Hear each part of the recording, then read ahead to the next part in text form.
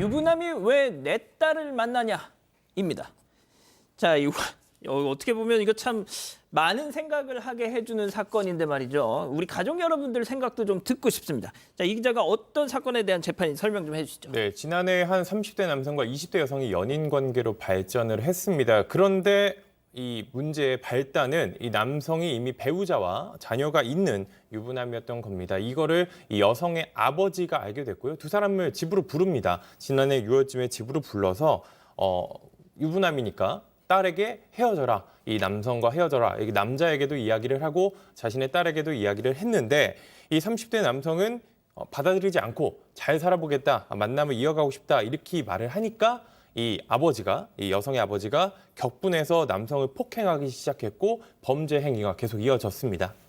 자, 보통 저럴 때는 그럼 이혼하겠습니다. 이렇게 나와야 되는 거 아닌가요? 근데 너 유부남이니까 헤어져 이러는데 잘 살아보겠습니다라는 말을 하니까 당연히 저는 일단 그 아버지 입장에서는 약간 방아쇠를 당긴 상황이 됐을 것 같아요. 한편으로는 이해가 가지만 그렇더라도 폭력을 폭행하는 사람이 안 되잖아요. 그런데 이건 아무것도 아니었습니다. 지금부터가 진짜 시작입니다. 앞서 저렇게 하고 집에 보냈습니다. 폭행을 하다가 집에 보냈는데요. 그 다음에 또 다른 사실을 가족들에게 듣게 됩니다. 자신의 딸이 자신이 앞서 훈계했던 그 남성과 같이 살고 있다, 동거하고 있다는 사실을 듣게 돼요. 그래서 같은 날 오후 6시에 다시 찾아갑니다. 사무실로 찾아가서 그 남성을 불러냅니다. 그래서 그때부터 협박을 시작하면서 좀 주먹을 휘둘렀고요. 그 다음에 온몸을 묶어서 자신의 차의 트렁크에 태워서 싣고 옮겨 다닌다거나 조수석에 태워서 어디론가 끌고 갔습니다. 그런 다음에 헤어지겠다라는 박서를 받아내고 그 다음에 인근에서 땅을 판 구덩이에다가 두고 좀 자신의 가족들과 함께 주변 사람들과 함께 폭행을 하면서 계속해서 협박했습니다. 자, 그 교수님 지금 사파로도 나오고 있는데 이제 뭐 보통 그 영화나 이런 데서 보면 조직에서 뭐 이렇게 야 담궈 이러면 보통 저런 장면이 이어지잖아요. 근데 일단 뭐 앞서 저도 잠깐 얘기했지만 이 아버지 입장에서는 화가 나는 것까지는 이해가 되지만 그래도 저것까지는 너무 나간 것 같다라는 생각도 하지 않을 수 없거든요. 네, 그렇습니다. 사실 뭐 잘 살아보겠다가 아니라 아버지 입장에서는 뭐 이혼하고 살아보겠다라고 하더라도 화가 날 것 같아요. 그럼요. 근데 이제 뭐 저분 같은 경우는 저 사람 같은 경우는 조폭 영화를 갖다가 많이 본 것 같아요. 근데 그것을 보통 사람들이 말로는 그렇게 하지만 저렇게 실천은 하지는 않지 않습니까?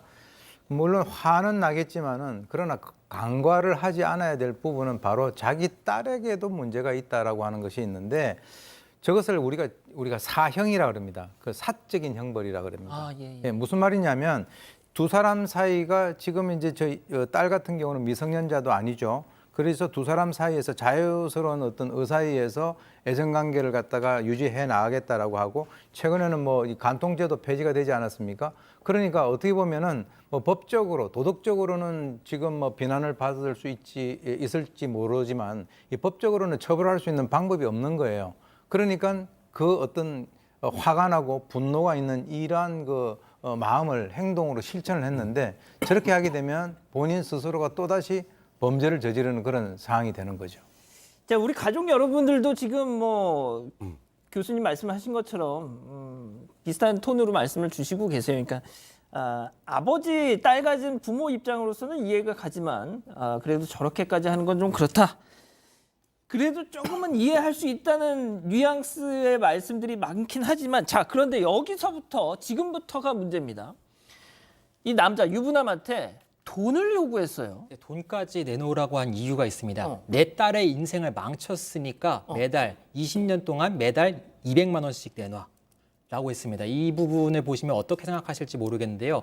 매달 200만 원씩 내놔라. 근데 댓글 중엔 지금 뭐 연금 아니냐 이런 말씀도 하시는 것 같은데요. 이 지점 때문에 실제로 그러니까 그냥 말로만 하는 것이 아니라 실제로 흙을 파서 이렇게 몸에 끼얹으면서 말을 한 겁니다. 얼마나 무서웠겠습니까? 그러니까 진짜요? 밤새 그 얘기 듣다가 밤 10시쯤에 돈 내겠습니다. 입금할게요. 이렇게 말을 해서 풀려났어요. 일단 풀려나서 집에 갔는데 30분 뒤에 전화가 막 울리면서 쫓아옵니다. 쫓아와서 왜 입금 아직 안 했어? 이러면서 또 훈계를 하는 겁니다. 그래서 무서워서 입금할게요 해서 보내고 그다음에 경찰에 신고했습니다. 홍지훈 기자가 지금 약간 그 연기를 한 것 같아서 좀 몰입이 됐습니다. 저 예. 사파를 보니까. 예. 알겠습니다.